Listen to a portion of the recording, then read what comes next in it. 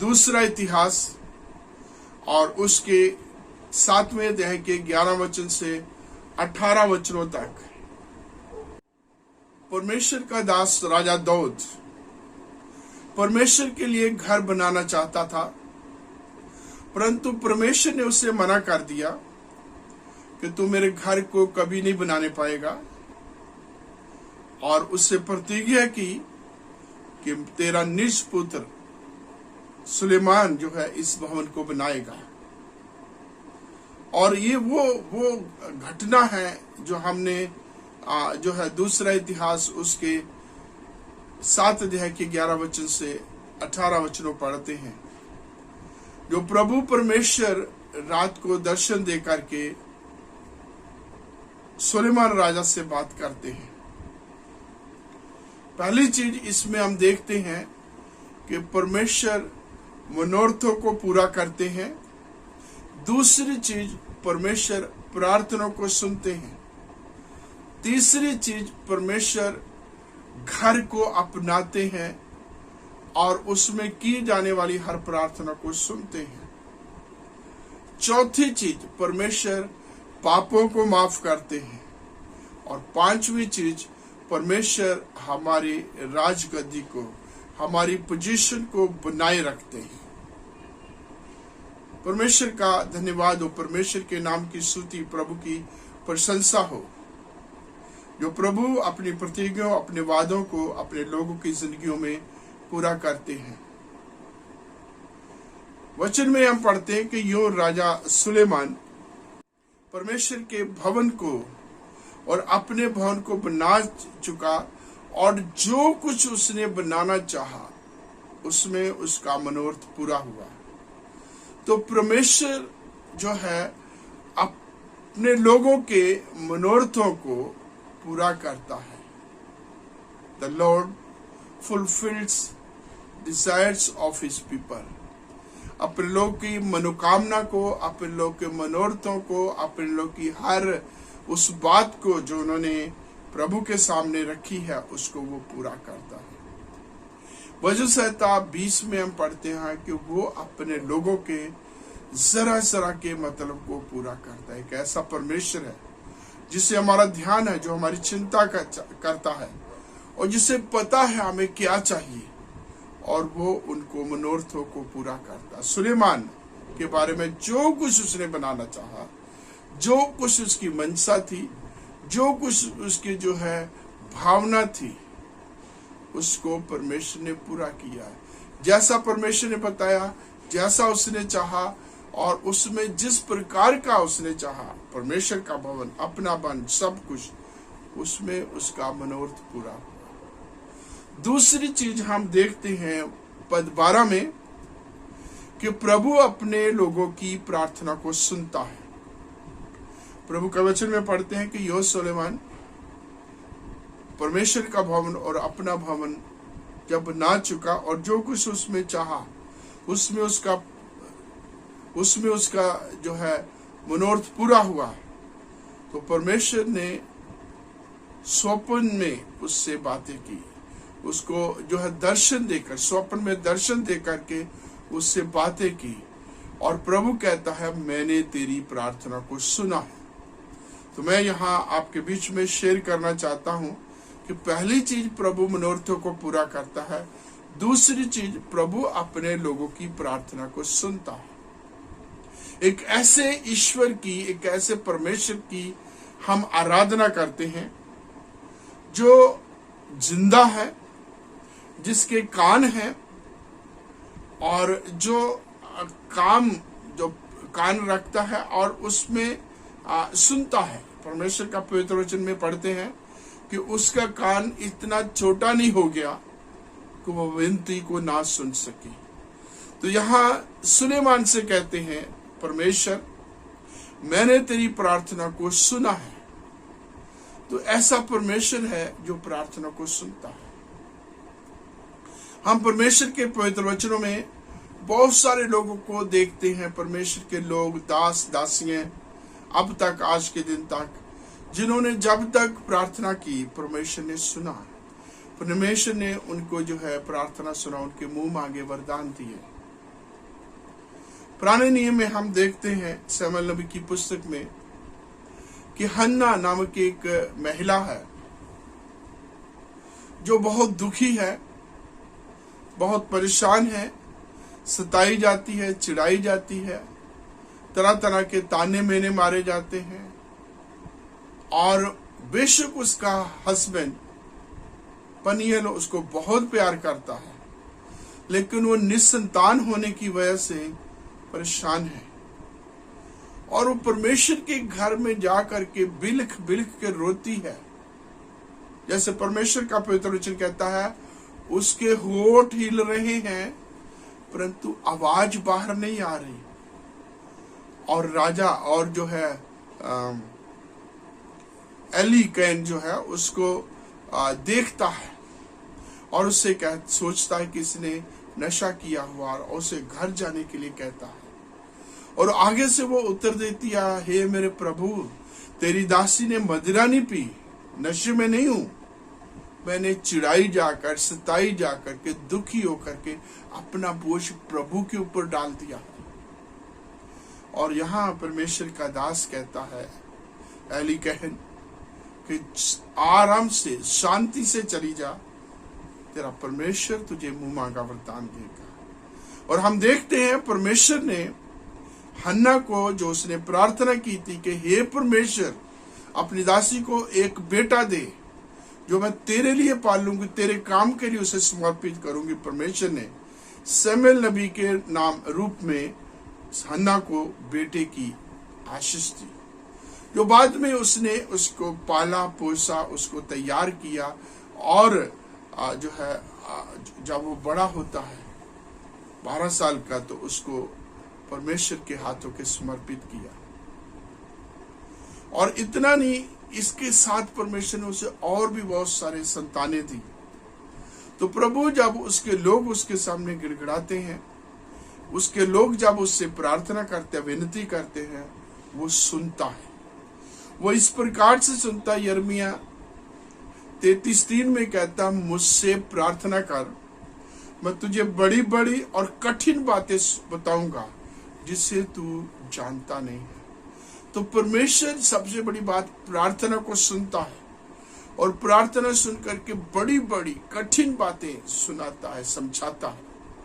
और इसमें हम देखते हैं दानियल जो प्रार्थना करता है आने वाले समय की बातों को, कठिन गुड़ ज्ञान की बातों को। यूसुफ को परमेश्वर ने उन कठिन बातों को बताया जो कोई ज्योतिषी, कोई जो है बड़े से बड़ा बुद्धिमान उस समय जो है बता नहीं सका है।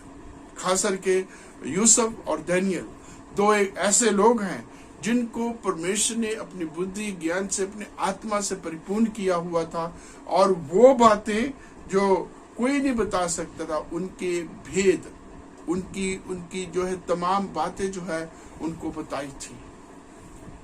क्योंकि दानियल के बारे में हम पढ़ते हैं कि वो दिन में 3 बार यरूशलेम की अपनी कोठरी को खोलकर अपने यहोवा से प्रार्थना करते थे। तो प्रभु प्रार्थना करता है, प्रार्थना सुनता है।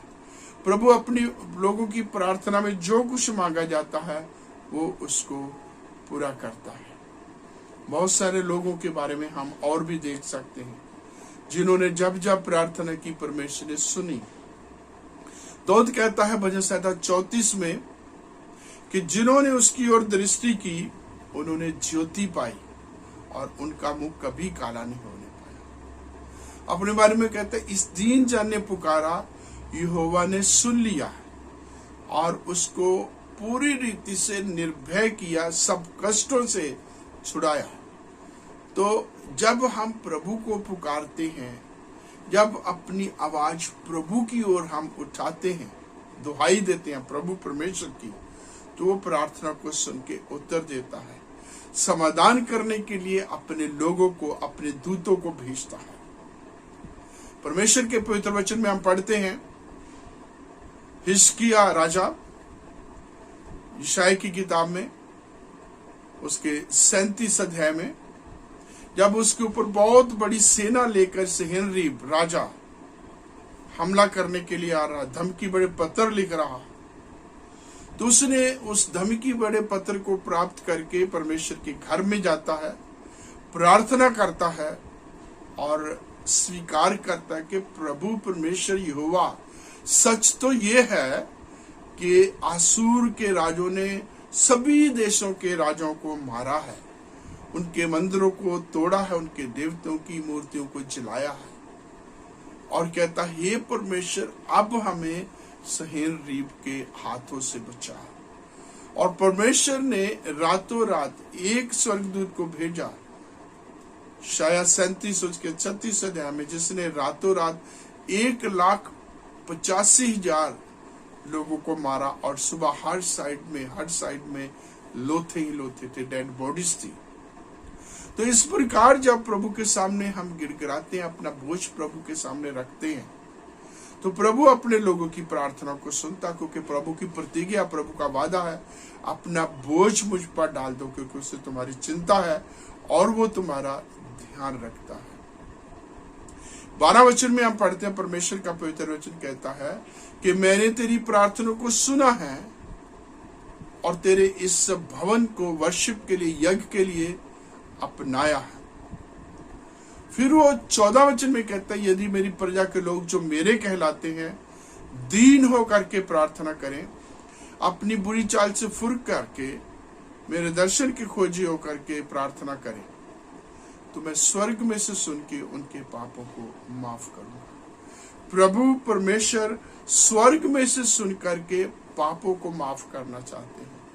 आगे 15 और 16 वचन में कहते हैं अब से जो प्रार्थना इस स्थान में की जाएगी उस पर मेरी आंखें खुली और मेरा मन लगे रहेंगे, क्योंकि अब मैंने इस भवन को अपनाया और पवित्र किया कि मेरा नाम सदा के लिए इसमें बना रहे।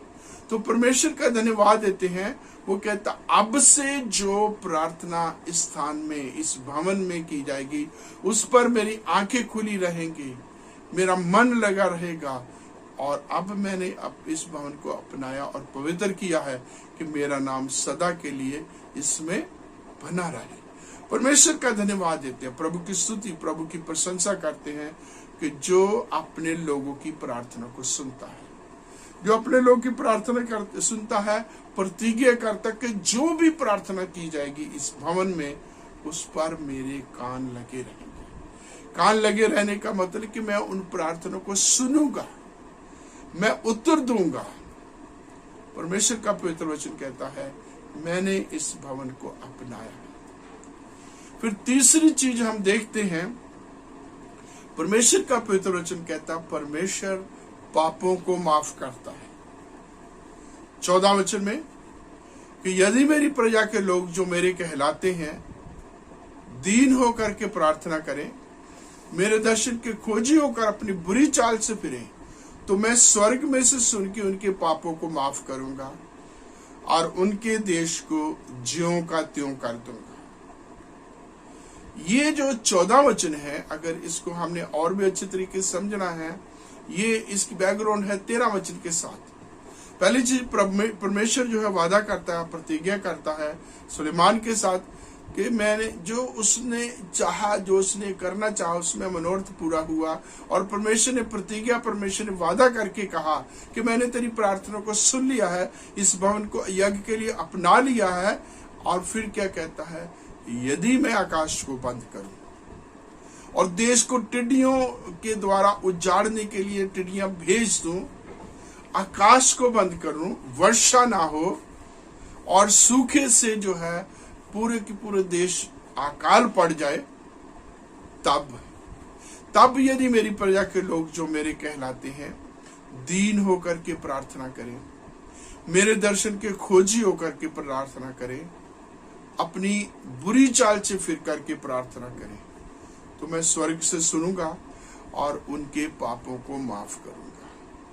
और ये सबसे उत्तम बरकत है, आशीष है कि परमेश्वर पापों को माफ करता है। हम बहुत सारी जगहों पर जाते हैं, बहुत सारी शिक्षाओं को प्राप्त करते हैं, बहुत ऊंची से ऊंची शिक्षा है, बढ़िया से बढ़िया जो है ज्ञान की बातें हैं, लेकिन पापों से उद्धार, मोक्ष जो है ये परमेश्वर को छोड़ और कोई नहीं कर सकता।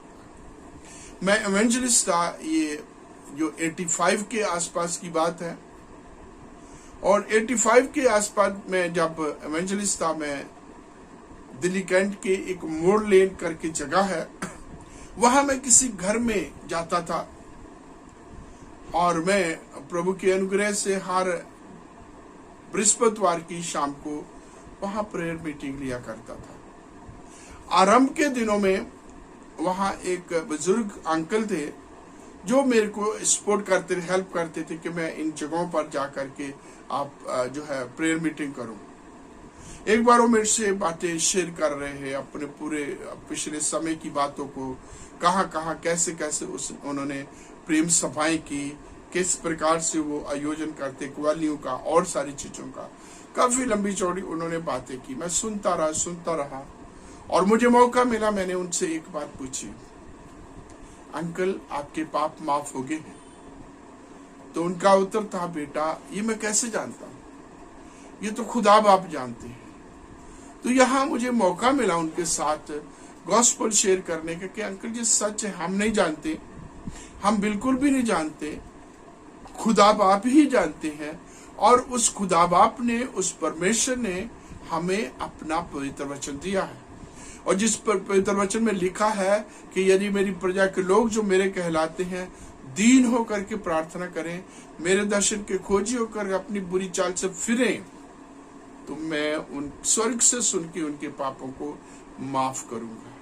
तो मेरे प्रियो, परमेश्वर स्वर्ग से सुनते हैं, परमेश्वर प्रार्थना को सुनते हैं, परमेश्वर जो है पापों को माफ करते हैं, और ये सबसे उत्तम आशीष है। पूरे भूमंडल में ऐसी कोई भी, इससे बड़ी कोई भी आशीष नहीं है।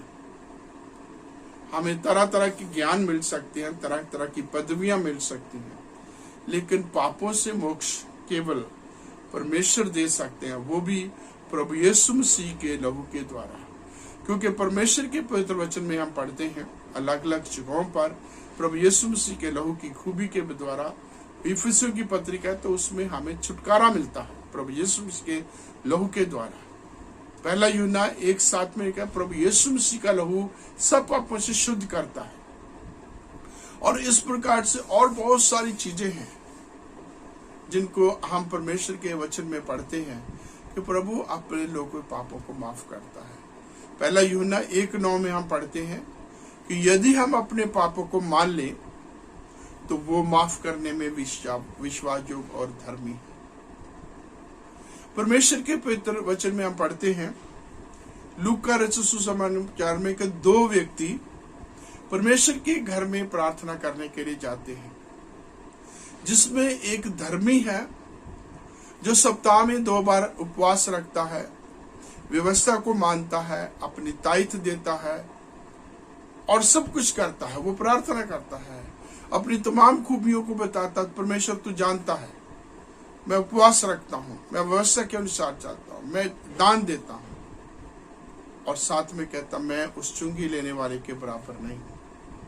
और परमेश्वर का पवित्र वचन कहता है जब उस चुंगी लेने वाले की बारी आती है, उसने अंदर भी जाना ना चाहा, छाती पीट पीट कर उसने कहा, हे परमेश्वर मुझ पापी पर दया करे। उसने दीन होकर के अपनी बुराई को मान लिया और प्रभु के सामने उसने प्रार्थना की, और प्रभु ने अपना पवित्र वचन पूरा किया कि यदि हम अपने पापों को मान ले तो वो माफ करने में विश्वास योग्य और धर्मी है। तो मेरे प्रिय परमेश्वर का धन्यवाद देते हैं जो हमारे पापों को माफ करते हैं। प्रभु यीशु मसीह का इस दुनिया में आने का यही मकसद है। प्रभु यीशु मसीह को धर्म, कोई जाति नहीं तैयार करने के लिए आया, एक और धर्म जो है पैदा करने के लिए नहीं आया। प्रभु यीशु मसीह इसलिए आया कि हमारे पापों से वो हमारा उद्धार करे।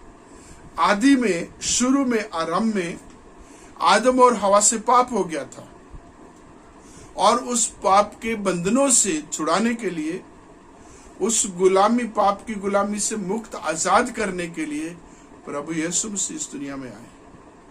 जब प्रभु यीशु मसीह के आने की मिशन मरियम यूसुफ को बताएगी, और यूसुफ से बात करते हुए स्वर्गदूत ने कहा मत्ती 1:21 में कि वो अर्थात प्रभु यीशु मसीह अपने लोगों का उनके पापों से उद्धार करेगा, उनको मुक्ति देगा। तो परमेश्वर का धन्यवाद देते हैं जो अपने लोगों को पापों से मुक्त आजाद करता है। भजन संहिता 103 बहुत ही खूबसूरती से कहता है कि उसने हमारे अपराधों के अनुसार हमसे व्यवहार नहीं किया, उसने हमारे बुरे कामों का हमें बदला नहीं दिया।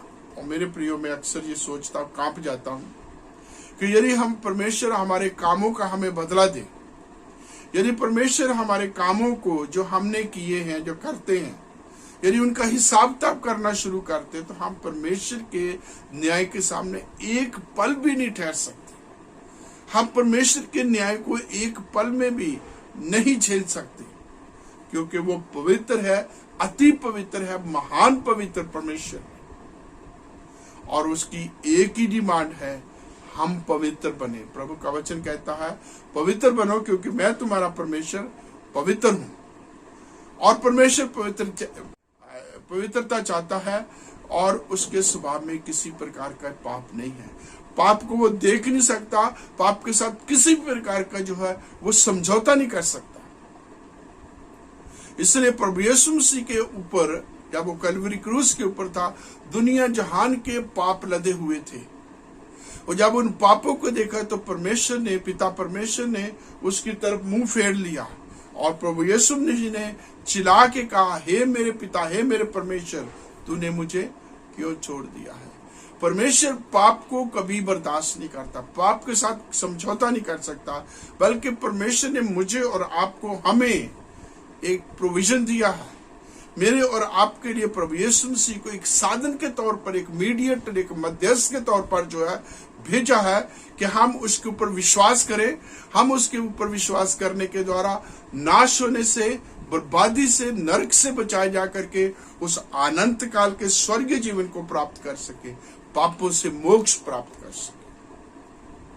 बहुत बार हम हर साल अपनी रीति रिवाज, धार्मिकता के काम, कर्म कांड हम करते रहते हैं, लेकिन मेरे प्रियो, हमें आश्वासन नहीं होता, हमें नहीं पता होता, विश्वास नहीं होता हमारे पाप माफ हुए हैं या नहीं हुए।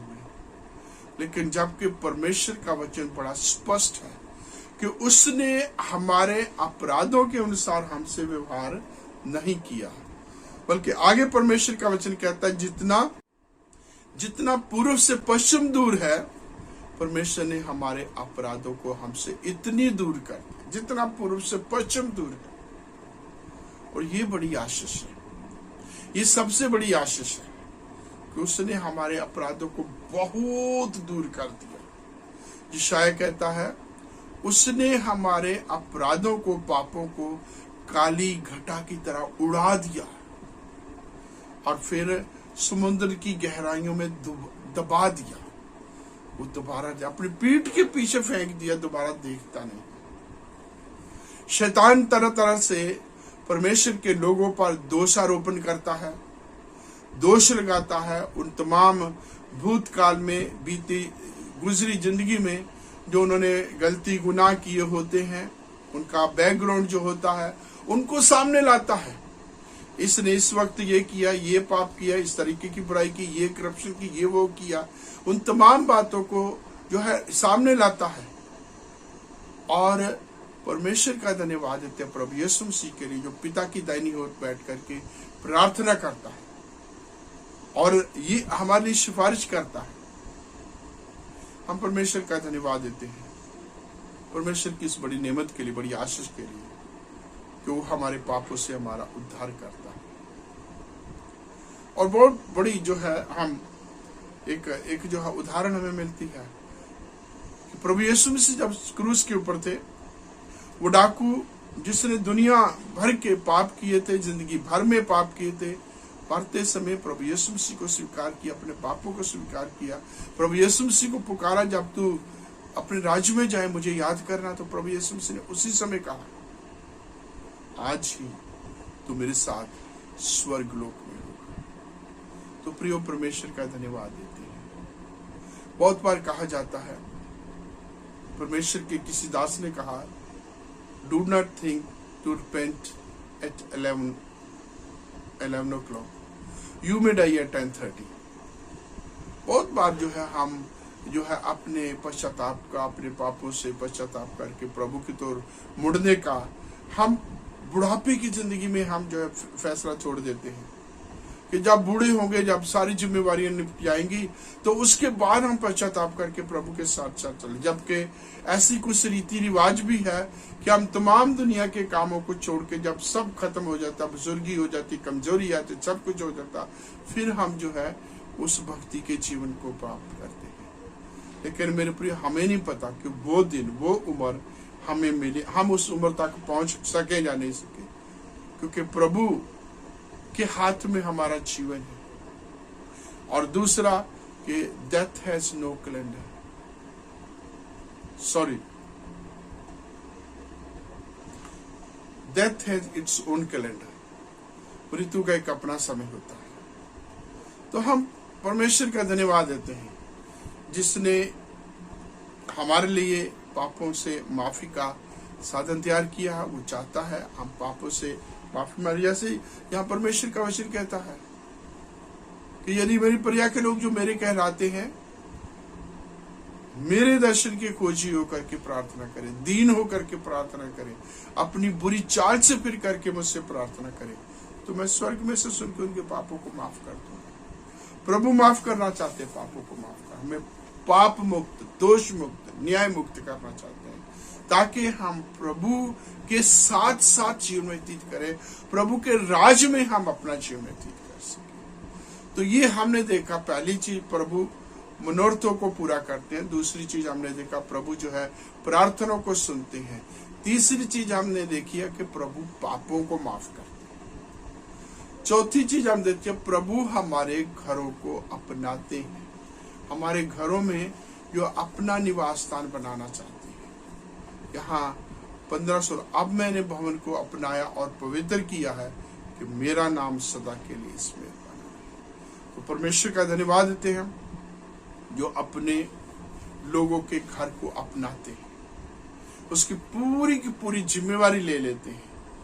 प्रभु का घर है और उसके ऊपर, उसके बीच में, उसके चारों तरफ शैतान किसी भी प्रकार के, किसी भी तरीके का कोई आक्रमण नहीं कर सकता, हमला नहीं कर सकता।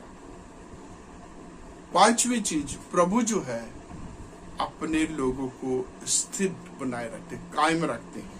प्रभु जिस जगह पर उनको बना देते हैं, रख देते हैं, जो चीज उनको दे देती है उसमें वो कायम रहते हैं। बहुत बार क्या होता है, हमें कुछ आशीष मिलती है, वो आशीष हमारे हाथ से निकल जाती है।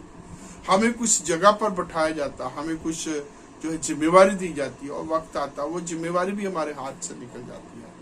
लेकिन प्रभु जो है सुलेमान से कहता है कि यदि तू अपने पिता दाऊद की नाई अपने को मेरे सन्मुख जानकर चलता रहे, मेरी तमाम आज्ञाओं, विधियों, हुक्मों, नियमों को मानता रहे, तो मैं तेरी राजगद्दी को स्थिर रखूंगा, जैसे तेरे पिता दाऊद के साथ मैंने वाचा बांधी थी कि तेरे कुल में प्रभुता करने वाला हमेशा बना रहेगा। तो परमेश्वर का धन्यवाद देते हैं, परमेश्वर का शुक्र करते हैं कि वो अपने लोगों को हमेशा कायम रखते हैं, अपने लोगों को स्थिर रखते हैं और उनको जो आशीष दे देते हैं वो हमेशा बनी रहती, वो उनसे कोई छीन नहीं सकता, उनसे कोई ले नहीं सकता।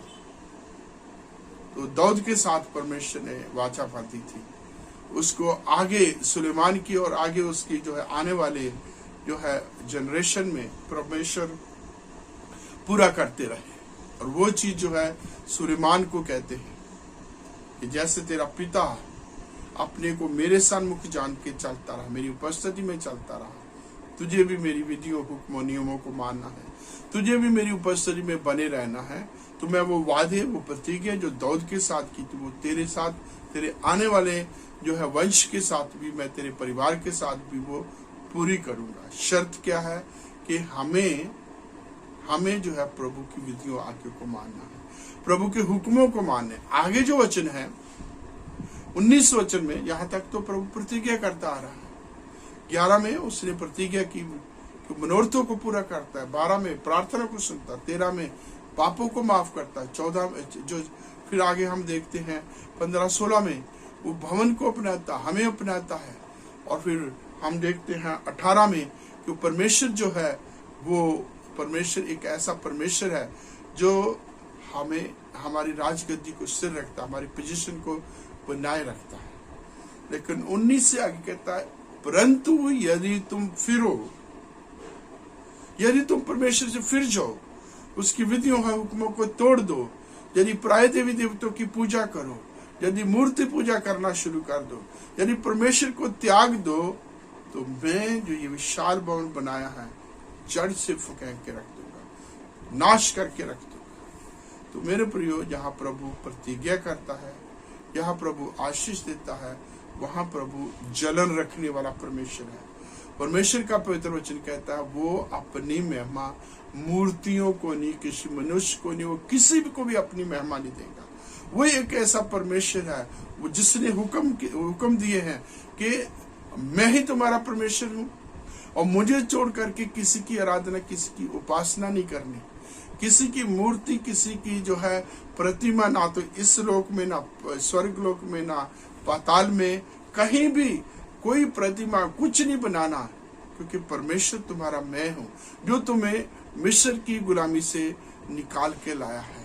और वो कहता है कि तुम मुझसे प्रार्थना करो, मुझसे विनती करो, मुझसे मांगो, तो मैं तुम्हारे मुंह को भर दूंगा, मैं तुम्हारे मनोरथों को पूरा करूंगा, मैं तुम्हारी प्रार्थना को सुनूंगा, मैं तुम्हारे पापों को माफ करूंगा, मैं तेरे घरों को अपनाऊंगा, अपनी जीवती परिस्थिति से भर दूंगा, मैं तुम्हारी राजगद्दी को स्थिर करूंगा। परंतु जब तुम फिरोगे, यदि तुम परमेश्वर को छोड़ दोगे, यदि तुम उसकी बजाय तुम मूर्ति पूजा को मानोगे, तो प्रभु जो है उन तमाम वापस ले लेगा और जो भवन, जो विशाल भवन है, उसको नाश करके रख देगा। इसलिए परमेश्वर हम सबकी सहायता करे।